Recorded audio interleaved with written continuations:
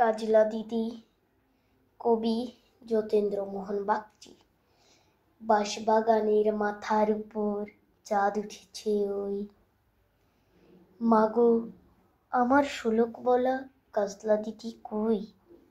পুকুর ধারে নেবুর তলে থোকায় থোকায় জোনাই জলে, ফুলের গন্ধে ঘুম আসে না, একলা জেগে রই। মাগো, আমার কোলের কাছে কাজলা দিদি কই? সেদিন হতে দিদিরে আর কেনই বা না ডাকো? দিদির কথায় আঁচল দিয়ে মুখটি কেন ঢাকো? খাবার খেতে আমি যখন দিদি বলে ডাকি তখন ও ঘর থেকে কেন মার দিদি আসে না কো? আমি ডাকি তুমি কেন চুপটি করে থাকো? বলমা দিদি কোথায় গেছে, আসবে আবার কবে? কাল যে আমার নতুন ঘরে পুতুল বিয়ে হবে। দিদির মতো ফাঁকি দিয়ে আমিও যদি লুকোই গিয়ে, তুমি তখন একলা ঘরে কেমন করে রবে? আমিও নাই দিদিও নাই, কেমন মজা হবে।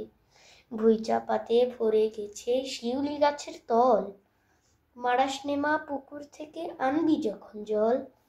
ডালিম গাছের ডালের ফাঁকে বুলবুলিটি লুকিয়ে থাকে, দিশনা তারে উড়িয়ে মাগো ছিঁড়তে গিয়ে ফল।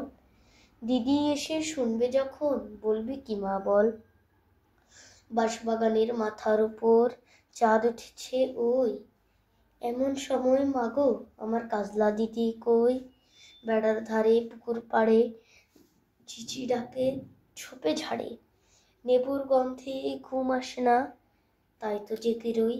রাত হলো যে, মাগো আমার কাজলা দিদি কই?